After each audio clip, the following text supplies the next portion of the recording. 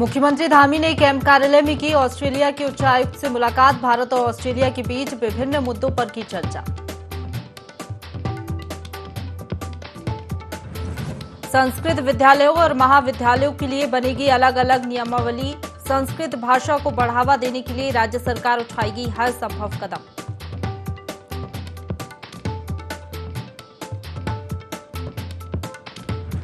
पूर्व विधानसभा अध्यक्ष गोविंद सिंह कुंजवाल का बयान। कहा, विधानसभा अध्यक्ष को है अधिकार, मानकों के तहत की गई हैं सभी भर्तियां।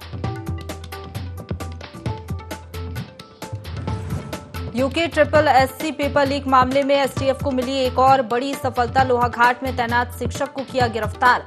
एसटीएफ कर रही है पूछताछ। और रामनगर में हाथियों ने फिर मचाया आतंक। गांव में घुसकर रेस्टोरेंट और गन्ने की फसल को किया बर्बाद। आतंक के साए में जीने को मजबूर लोग।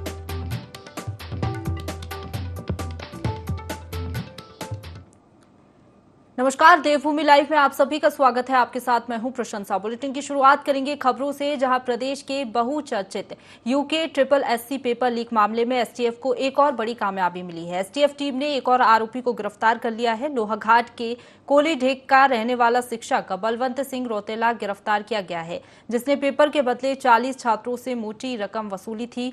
पूछताछ में दूसरी भर्ती परीक्षाओं के भी पेपर लीक कराने के सबूत मिले हैं। जल्द ही जांच कर छात्रों पर भी कार्रवाई की जाएगी।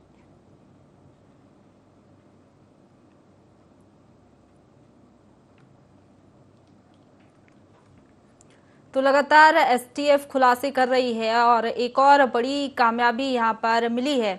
प्रदेश के बहुचर्चित UK triple SC paper leak मामले में एसटीएफ को एक और बड़ी कामयाबी मिली है। एसटीएफ टीम ने एक और आरोपी को गिरफ्तार कर लिया है। लोहाघाट के कोलीढेक का रहने वाला शिक्षक बलवंत सिंह रौतेला गिरफ्तार हुआ है।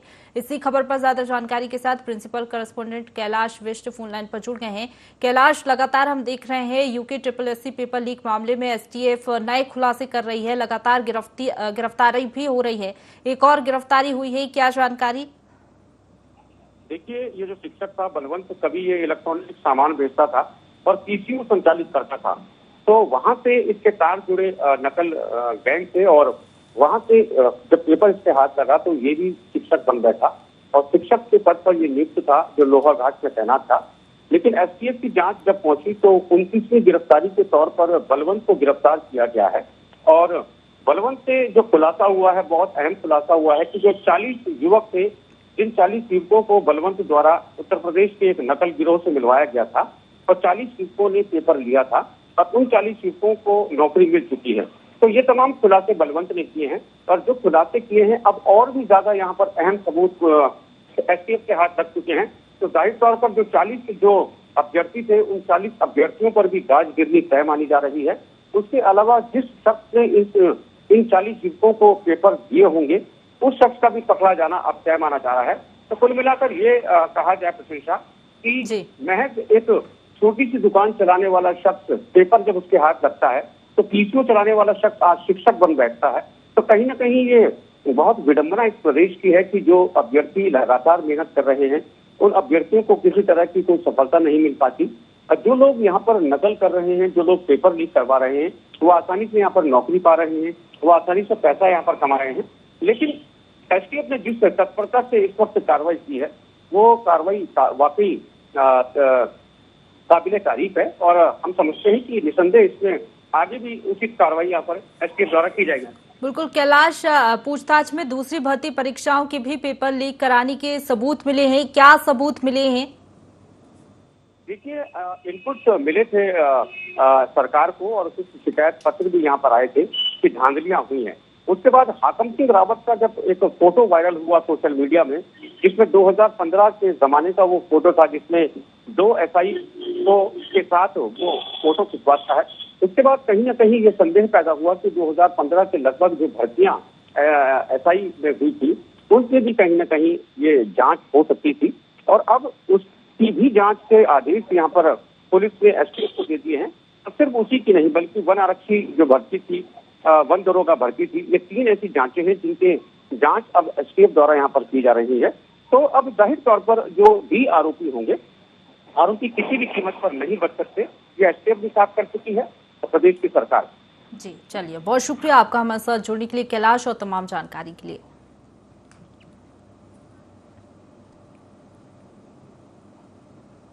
अगली खबर की ओर बढ़ेंगे, जहां देहरादून के दून विश्वविद्यालय सभागार में संस्कृत शिक्षा विभाग की समीक्षा बैठक हुई, जिसमें मंत्री डॉक्टर धन सिंह रावत ने जल्द ही संस्कृत शिक्षा का वर्गीकरण कर विद्यालयों और महाविद्यालयों के लिए अलग अलग नियमावली तैयार करने की बात कही है, जिससे संस्कृत शिक्षा के संचालन में विद्यालय और महाविद्यालय स्तर पर आ रही तमाम समस्याओं का निराकरण किया जा सकेगा। मंत्री डॉक्टर धन सिंह रावत ने कहा कि संस्कृत भाषा को बढ़ावा देने के लिए राज्य सरकार हर संभव प्रयास करेगी। हर एक जिले में एक एक संस्कृत गांव बनाए जाएंगे। साथ ही सूबे के 5 लाख छात्र छात्राओं को संस्कृत भाषा का विशेष प्रशिक्षण भी दिया जाएगा। प्री प्राइमरी स्तर पर बाल बाटिकाओं में बच्चों के लिए संस्कृत भाषा के श्लोक संबंधी पाठ्यक्रम भी शामिल किए जाएंगे।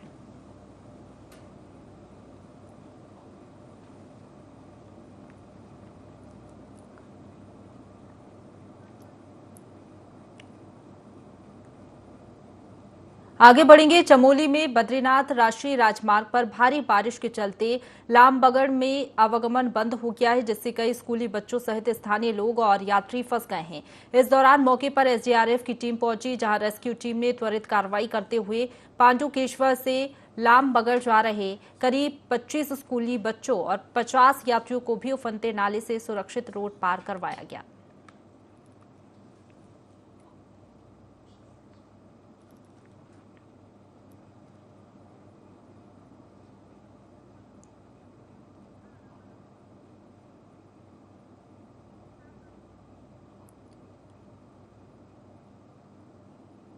आगे बढ़ेंगे, केंद्र सरकार आम जनता के लिए तमाम योजनाएं चलाती है, लेकिन उन योजनाओं का लाभ लोगों तक नहीं पहुंच पाता है। लेकिन रुद्रप्रयाग ने अपने नाम रिकॉर्ड बनाया है, जहां केंद्र सरकार की योजना पीएम आवास का लाभ लोगों के लिए वरदान साबित हो रहा है। 2 साल के आंकड़ों के मुताबिक 1200 लोगों को इस योजना के लिए चयनित किया गया है और अभी तक 1000 से ज्यादा परिवारों को भवन आवंटित हो चुके हैं।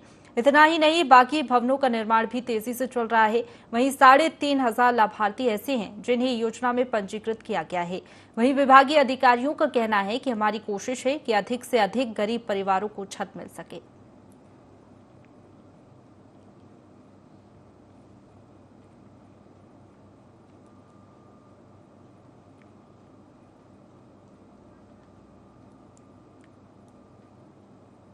लोहाघाट के प्राथमिक विद्यालय मडवा में छात्रों के भविष्य के साथ खिलवाड़ हो रहा है। स्कूल में शिक्षकों की कमी के चलते छात्र छात्राओं को पढ़ाई में काफी दिक्कतों का सामना करना पड़ रहा है, जिससे ग्रामीणों में भी काफी आक्रोश है।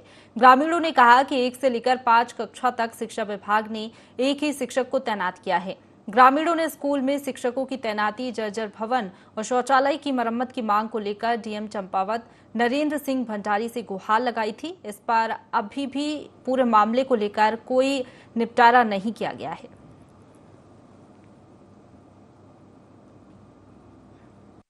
यहाँ पे गांव में बच्चों के लिए कोई सुविधा नहीं है, पढ़ने के लिए मास्टर लोग नहीं है। एक ही मास्टर है, वो क्या क्या करेगा। हमको मास्टर की भी जरूरत है। यहाँ बहुत है, यहाँ पे बहुत गंदगी भी फैली हुई है, घास भी है, उसके लिए भी हमको जरूरत है। स्कूल के पास बहुत सफाई होनी चाहिए। बच्चों के लिए कोई पढ़ाई के लिए कोई सुविधा ही हमको जरूरी चाहिए सुविधा। यहाँ की प्राइमरी स्कूल की स्थिति बहुत ही खराब है। 7 साल से एक ही टीचर है जो दोनों जगह को संभाल रहा है। मौखिक रूप से लिख के और बोल के किसी ने कोई जवाब नहीं दिया, और अगर आगे को इसकी सुनवाई नहीं की गई तो हम शासन प्रशासन हम आगे को जाएंगे। इसकी जिम्मेदारी शासन प्रशासन की होगी। हल्द्वानी के बरेली रोड पर लगने वाले शनि बाजार को ठेकेदारों के हाथों सौंपने का निर्णय भले ही नगर निगम ने ले लिया हो, लेकिन शनि बाजार व्यापारी जन उत्थान समिति से जुड़े व्यापारियों का विरोध लगातार जारी है। पिछले 13 जुलाई से व्यापारी धरने पर बैठे हैं, जहां व्यापारी पहले की तरह नगर निगम से तय बाजारी वसूलने और ठेका निरस्त करने की मांग पर अड़े हैं। दूसरी तरफ नगर निगम अपने फैसले से पीछे हटने को तैयार नहीं है। इसी कड़ी में पूर्व विधायक नारायण पाल की अगुवाई में व्यापार नगर निगम दफ्तर की सीढ़ियों पर बैठ गए व्यापारी। इस दौरान निगम के खिलाफ जमकर नारेबाजी भी की गई। विरोध प्रदर्शन के बीच नगर आयुक्त ने 2 टूक कहा कि निगम की आय बढ़ाने के उद्देश्य से शनि बाजार का टेंडर ठेकेदारों को दिया गया है, जहां 40 रुपए से लेकर 300 रुपए तक शुल्क वसूला जाएगा। शनि बाजार के निर्णय को निगम किसी भी सूरत में वापस नहीं लेगा। 13 तारीख से धरना हमारा चल रहा है। पहले हफ्ते बाजार में चल रहा था, वहां से हमें बल द्वारा उखाड़ के फेंक दिया गया और हम आगे बुद्ध पार्क में धरना चलने के बाद आज 14-15 दिन होने जा रहे। एक अधिकारी हमारे पास नहीं पहुंचा, एक कर्मचारी हमारे पास नहीं पहुंचा, न हमारे पास मेयर साहब पहुंचे। अनुशासन तो देते कम से कम, ठेका निरस्त करने की वाली बात तो अलग थी, लेकिन एक व्यापारी को अनुशासन मिल जाए। आज हम घेराव करते हैं नगर निगम का, तो हम इस वजह से आज सीढ़ियों पर बैठे हैं और हमारे सिर्फ मांग ये है कि ठेका निरस्त किया जाए और नगर निगम अपने हाथों में ले ले। आया बढ़ाने की बात है, बढ़ा ले, 20 से 40 कर दे, 40 से 50 कर दे, लेकिन नगर निगम सिर्फ अपने हाथों में ले। तय बाजारी की पर्ची 10-20 रुपए की कटती थी, गरीब लोग हैं, अब इन्होंने 200-250 कर दी, कहाँ से लाएंगे ये।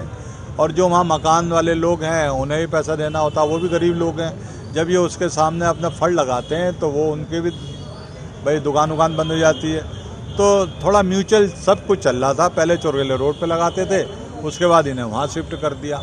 तो ये नगर निगम वाले हैं, इनके गरीबों के पैसे गिनने हैं कि इनके पैसे गिनो और इनसे ले लो पैसे।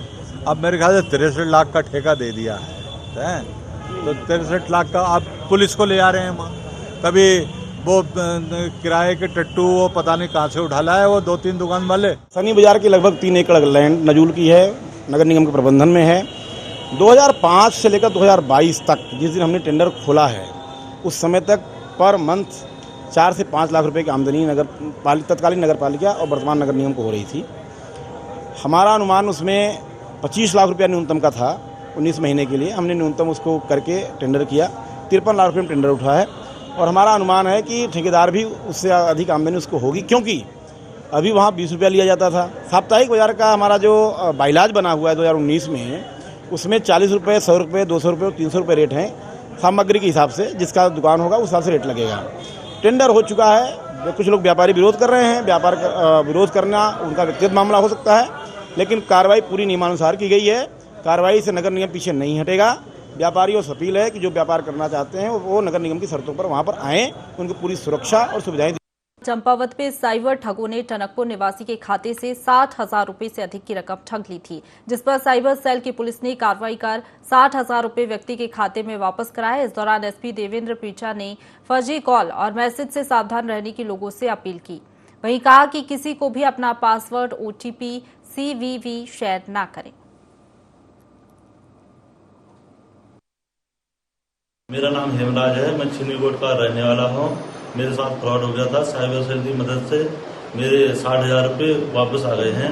और कभी भी किसी के साथ ऐसा होता है तो साइबर सेल में शिकायत दर्ज कराइए। सर बहुत अच्छे हैं, इनने मेरी बहुत मदद करी। जब भी मैं यहाँ पे आया इनने मेरे को समझाया, बोला तुम्हारा काम हो जाएगा। आज मेरा काम हो चुका है, 60,000 रुपये मेरे खाते में आ चुके। कालाढूंगी में मिले शव का पुलिस ने खुलासा कर दिया है। पुलिस ने घटना का खुलासा करते हुए बताया कि मृतक की हत्या उसके दोस्त ने की है। तीनों दोस्त शराब के नशे में थे। नशे में विवाद के चलते शेर सिंह ने मृतक का गला दबा दिया, जिससे उसकी मौत हो गई। मौत के बाद आरोपी ने शव प्लॉट में मिट्टी के ढेर में फेंक दिया और मृतक की पत्नी को सूचना दी, जिसके बाद मृतक के भाई ने थाने में शिकायत की थी। मात्र 12 घंटों में पुलिस ने इस हत्या का खुलासा किया है।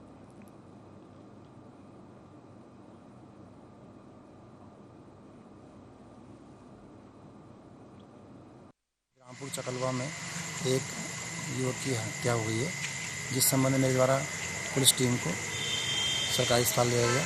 पुलिस टीम द्वारा पंचायतनामा की कार्रवाई के लिए पोस्टमार्टम के लिए हल्द्वानी मेडिकल कॉलेज भेजा गया। तत्पश्चात जो है वादी कैलाश चंद जोशी द्वारा नामजद तहरीर दी गई। दौरान पूछताछ जो नामजद दूसरा अभियुक्त था नीरज कुमार, उसके द्वारा घटना का विवरण बताया गया। कैलाश चंद जोशी के भाई की जो है गला घोटकर हत्या की गई और वो मौके पर उसका गवाह है। शेर सिंह कुंवर को गिरफ्तार कर लिया। लक्सर के दावकी कला गांव में पुलिस महकमे में उस वक्त हड़कंप मच गया जब पुलिस को दर्जन भर अज्ञात बदमाशों के गांव में फायरिंग करने की जानकारी मिली। सूचना मिलते ही लक्सर के वरिष्ठ पुलिस उप निरीक्षक अंकुर शर्मा के नेतृत्व में मौके पर पहुंचकर अज्ञात बदमाशों की तलाश में कॉम्बिंग शुरू की गई। वहीं कई घंटों तक चली कॉम्बिंग के बाद भी बदमाशों का कोई सुराग नहीं मिला। बता दें कि कुछ दिन पहले भी इसी गांव में एक साथ 10 घरों में चोरी की वारदात को अंजाम दिया गया था। हमने अफसर को सूचना मिली थी कि दापी गांव में कुछ लोग आए हैं और इस बार उसमें दापी गांव में पहले चोरी हो चुकी है। तो सूचना पर पुलिस मौके गई, सारी छानबीन की गई। तो जो भी अभी तो ऐसा पता नहीं चला, लेकिन जो है पुलिस पूरी तरह से हर छोटी छोटी घटनाओं पर ध्यान दे रही है और जैसे ही कुछ होगा तो कार्रवाई। अगली खबर की ओर पढ़ेंगे, जहां मुख्यमंत्री पुष्कर सिंह धामी से मुख्यमंत्री कैंप कार्यालय में ऑस्ट्रेलिया के उच्चायुक्त बैरी ओ फेरेल ने भेंट की। इस अवसर पर मुख्यमंत्री और ऑस्ट्रेलिया के बीच विभिन्न मुद्दों पर चर्चा हुई। मुख्यमंत्री ने कहा कि उत्तराखंड हिमालयी राज्य है, ये जैव विविधता संपन्न प्रदेश है। एग्रीकल्चर, हॉर्टिकल्चर, एडवेंचर स्पोर्ट्स और पर्यटन के क्षेत्र में राज्य में अनेक संभावनाएं हैं। मुख्यमंत्री ने कहा कि science and technology, pharma, green और रिन्यूएबल एनर्जी के क्षेत्र में राज्य में अनेक संभावनाएं हैं। मुख्यमंत्री ने ऑस्ट्रेलियन उच्चायुक्त से राज्य में command and traffic control system को मजबूत करने में सहयोग करने की बात कही। उन्होंने कहा कि राज्य में औद्योगिक विकास के लिए तेजी से कार्य हो रहे हैं। राज्य का औद्योगिक विकास तेजी से हो, इसके लिए सिंगल विंडो सिस्टम लागू किया जाएगा।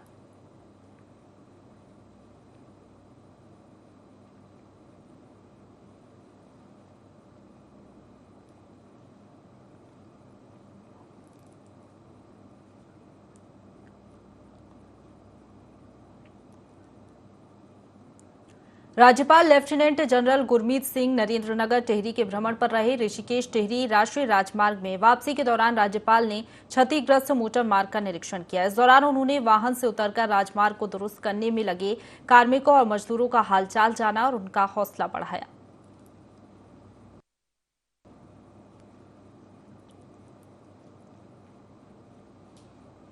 तो राज्यपाल ने राष्ट्रीय राजमार्ग का निरीक्षण किया, बीच सड़क पर अपना काफिला रुकवाया और जो मजदूर वहां पर लगे हुए थे उनसे मुलाकात की, उनका हालचाल जाना और उनका हौसला भी बढ़ाया।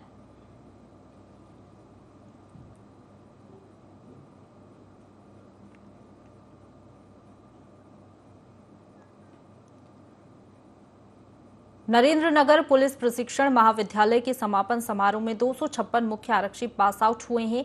वहीं प्रदेश के राज्यपाल लेफ्टिनेंट जनरल गुरमीत सिंह बतौर मुख्य अतिथि के रूप में शामिल हुए। उन्होंने प्रशिक्षण के दौरान विभिन्न कैटेगरी में सर्वश्रेष्ठ प्रदर्शन करने वाले कैडेट्स को प्रमाण और स्मृति चिन्ह देकर सम्मानित किया।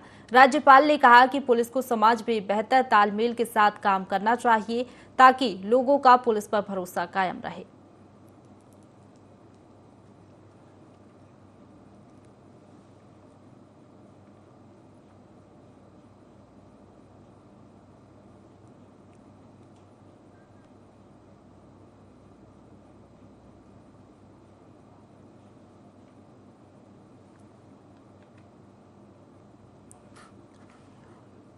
तो पुलिस महाविद्यालय से 256 मुख्य आरक्षी पास आउट हुए हैं। बतौर मुख्य अतिथि राज्यपाल कार्यक्रम में शामिल हुए। राज्यपाल ने आरक्षियों को सम्मानित किया है। पुलिस और समाज के बीच तालमेल जरूरी है, ये उन्होंने कहा है।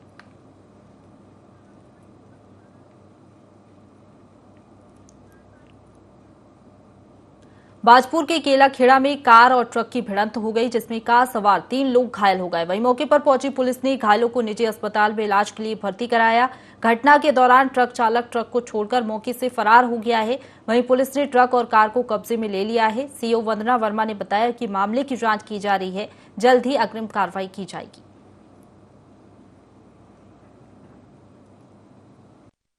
केलाखेड़ा में एक ये हादसा हुआ है। इसमें एक ट्रक के पीछे एक कार लगातार उसमें फंसी हुई सी चली जा रही थी। उसके बाद इसमें ये ट्रक चालक को जब रोका गया तो ट्रक चालक बैरियर तोड़ के इसमें फरार हो गया है। और जो कार है उसमें कार चालक और उसके परिवार, उसमें 3 लोग थे। इन लोगों को पुलिस के द्वारा निकाला गया और इनको हॉस्पिटल पहुंचाया गया है। इनका इलाज किया जा रहा है और जैसे इसमें तहरीर प्राप्त होती है इसमें अग्रिम कार्रवाई की जाएगी। फिलहाल इसमें जो ट्रक है वो पुलिस के कब्जे में। तो बाजपुर के केलाखेड़ा में कार और ट्रक की भिड़ंत हुई है, जिसमें कार सवार 3 लोग घायल हो गए हैं। वहीं मौके पर पहुंची पुलिस ने घायलों को निजी अस्पताल में इलाज के लिए भर्ती कराया। घटना के दौरान ट्रक चालक मौके से फरार हो गया है। जांच में पुलिस जुट गई है। पुलिस ने ट्रक और कार को कब्जे में ले लिया है।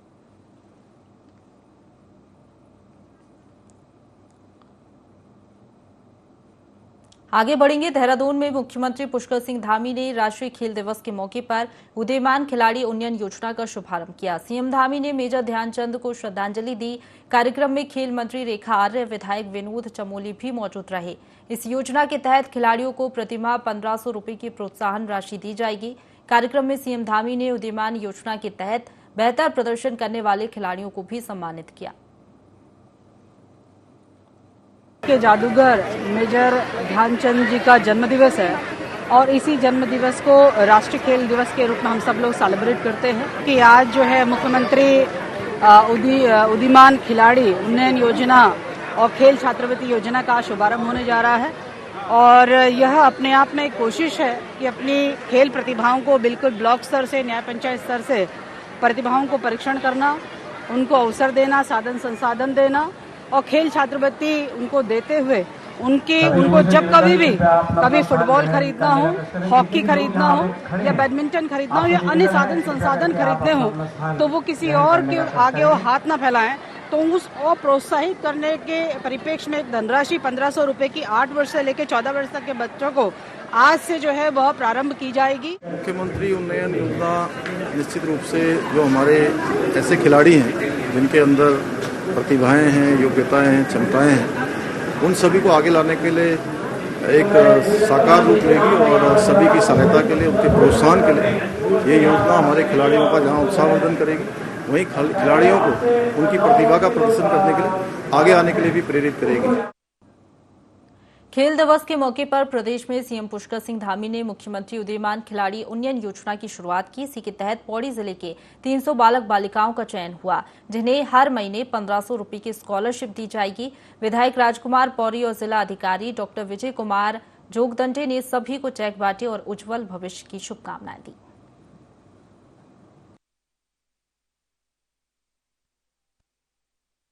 नाम इंदिरा नेगी, मैं कठुर की स्कूल में पढ़ती हूँ।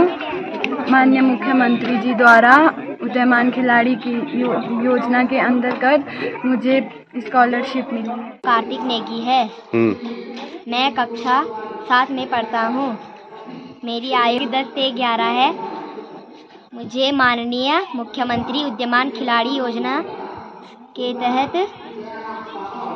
छात्रवृत्ति मिली है। जनपद में 150 बालक और 150 बालिकाएं 8 वर्ष से 14 वर्ष की आयु के उन सभी बालक बालिकाओं का चयन समस्त विकास खंडों से करते हुए आज जनपद में कार्यक्रम किया जा रहा है। आज के इस कार्यक्रम में 300 खिलाड़ियों को जो इस आयु वर्ग के शामिल हैं उनको 1500 रुपया प्रति माह के रूप में माननीय मुख्यमंत्री उदीयमान खिलाड़ी उन्नयन योजना के अंतर्गत धनराशि प्रदान की जा रही है।